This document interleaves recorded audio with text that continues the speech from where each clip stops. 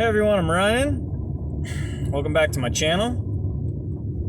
No beard, at least, well, it's coming back, but so I don't know 100% what I wanted to really talk about today. I do know I'm going to start a little bit of a series. Okay, this filming spot is probably not going to work, so I'm going to do the real dangerous thing and just kind of hang on to my phone down here. Hopefully that's okay. I'm going to start a little bit of a series. Whether or not I can stick to it regularly, I don't know. I'm very inconsistent with anything in my life, so why should this be any different? But what I do know is I would like to start talking a little bit more in depth and seriously about some of the stuff that Mr. Mike Rowe stands for. Mike Rowe pushes a lot of... He doesn't push. He suggests going, to trade schools and learning a trade, a skilled trade, whether that be carpentry, plumbing, mechanics, electrical, whatever it may be. He recommends kids do that stuff.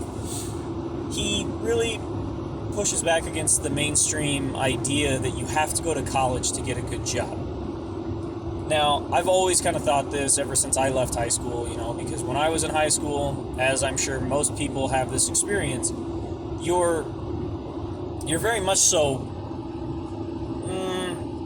funneled kind of to the idea that if you don't go to college, you're not going to get a good job, is basically what they tell you. You're going to only make minimum wage, it's going to be harder to get a job, they tell you all these things. To an extent, that might be true. When I graduated high school, that was definitely not true.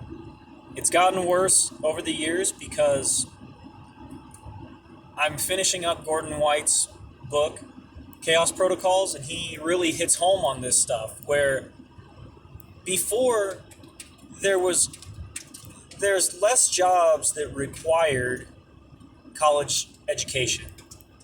So basically now what's happening though is so many people have college educations that they're requiring certain jobs to need a college education, whether it's a bachelor's degree, even though it's probably not a job that really needs it. That's why on a lot of applications you'll see that they just want to see you have some college degree. They don't even really care these days what it's in. Some places don't. They just want to know you have a degree to get this specific job. And then he says what that has led to is jobs that used to require only a bachelor's degree, well, now they require a master's degree. Well, what does this do? This gets these poor kids who they went to school, they got their bachelor's degree thinking it was going to get them some amazing job. Because now they've acquired a bunch of debt, earning that bachelor's degree. So now they got to pay it off.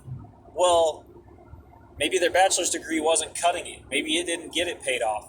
So what do they sort of advertise to you? You didn't get your dream job with your bachelor's degree? Well, come on back. We'll give you some more debt and you'll get a better degree. You'll get a higher education even than that. We'll get you your master's degree. Now, for a lot of people, that might work out perfect. Maybe they get out, they get their master's degree. Now they've maybe gone to school for 6, 8, 10 years. I don't know exactly what the numbers are to get some of those degrees. I'm sure you could do it very fast if you were, hyper dedicated and hyper focused on it. You could get it done really quickly. But I think on average it would probably take you about 6 to 8 years, I would guess, to earn your master's degree or like a doctorate or something like that.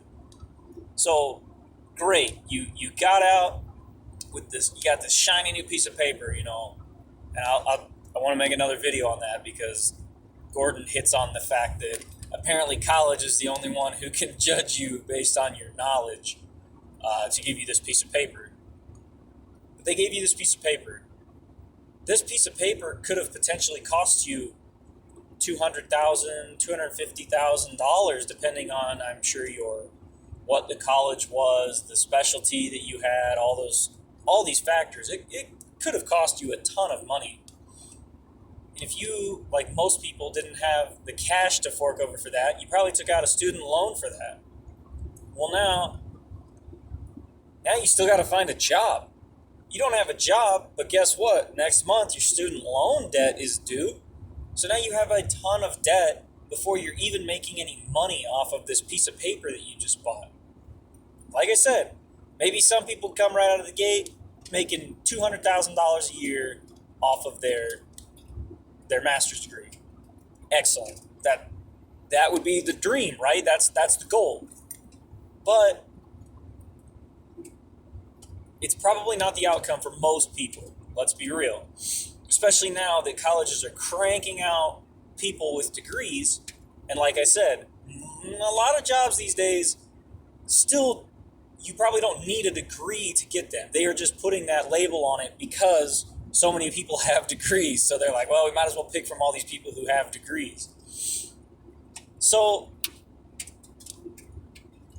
I really like what Mike Rowe pushes then, because this is the route that I went. I got out of high school. I joined the Coast Guard right out of high school. I spent nearly 8 years in the Coast Guard working as a mechanic. They taught me a bunch of mechanical skills. They taught me a lot of this stuff, whether it be through schooling or hands-on training. Most of it being through just pure hands-on training. That set me up well. As soon as I got out of that, I applied to the railroad for a journeyman position, which is the highest you can get with the railroad, and I was accepted at full pay. So I came out of the gate making money immediately. I went into the Coast Guard, started making money immediately. It's not a ton of money, but guess what? It was money coming into my pocket. Even during training, even during basic training, they're paying you. So that's a couple months that you can't spend any of the money that they pay you. Then I got out of basic training and you have a higher rank, so you're making a little bit more money. Again, not a ton of money, but you're making money. And then I got out of that and I went straight into my journeyman job. Again, acquiring no debt to make my money. Now, my experience might be much different than a lot of people's, but I'm just trying to reiterate to people that there are options for you. You don't have to go to college, like a basic 4-year college, and get your business degree or something like that. If you have an interest in any sort of trade job, electrician, carpentry, any of those things, many of those jobs are not going to go away either. Those jobs are going to be pretty secure. A lot of the machines that I work on for my line of work, they're getting to the point where a computer can run the machine. But it's very unlikely that a computer is going to fix itself or fix the machine on its own. You're still going to need somebody like me with my tools to come fix these machines when they break. That's where I think my job is a relatively secure field to be in.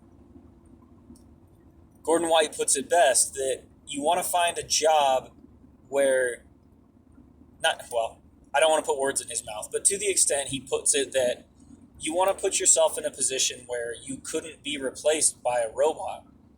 And robots are very, very, very good at doing jobs where there's a definitive end. And the example he uses in the book, to the point that I'm at, was when you need a filling in your mouth. A dentist is an incredibly high-paid job, but a robot would still be able to know that it has given you a filling and the filling is finalized to an extent. I know it probably wouldn't be perfect, at least looking at the robots we have nowadays, but there's nothing saying that in 10 years a robot couldn't easily do that, because there's a definitive end to that. Once you have your filling, the robot knows its job is over.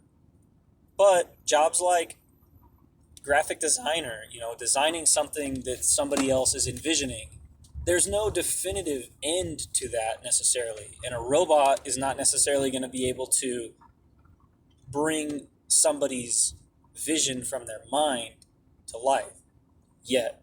I'm sure they're well on their way. But the idea is being that you want a job that you're secure in, where you can't be replaced by a robot. Now, for many of us, that's probably not an option. It's very quickly becoming not an option. Robots are very quickly taking a lot of jobs. Amazon warehouses, robots can go and pick all these packages and stuff. But that's because at this point, there's a very definitive end to that. The robot knows I gotta go to bin 32C, whatever, section A, section B2, and I gotta pull 2 items out of there, and I gotta bring them back to the front counter. Yeah, a robot can do that job very easily. I mean, I'm scared it's going to get to the point where we will go to a storefront, be like a Home Depot or anything like that, and all it's going to be is a computer screen. You punch in the numbers, and the robot goes and fetches it off the shelves for you, brings it out to the front. There won't even be hardly any people working in the store. So where am I going with this? You don't have to go to college to get a good job. Definitely look into the trade schools, look into that kind of stuff if that interests you. If it doesn't interest you, I'm not saying don't go to college if you know exactly what you want to do. That's why I was scared to go to college when I was in high school, because I had no idea what I wanted to do. I didn't know what I wanted to be when I grew up. I actually didn't even want to be a mechanic. It's just sort of what fell into my lap. I'm not terrible at it. I can do it, and it makes me a very, very, very good living. So it's what I do. Do I love my job every day? No, of course not.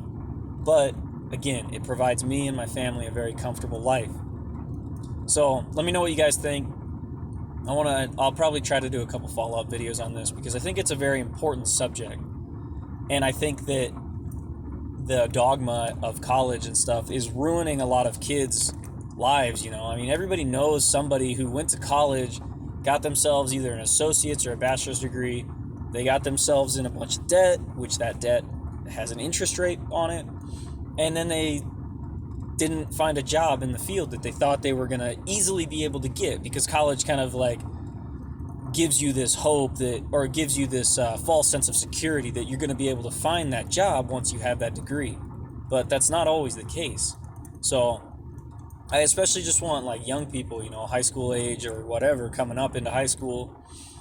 Maybe you got out of high school, you took a year off, now you're thinking about going to college. But just know that it's not your only option. So let me know what you guys think. Hope to catch you guys in the next one.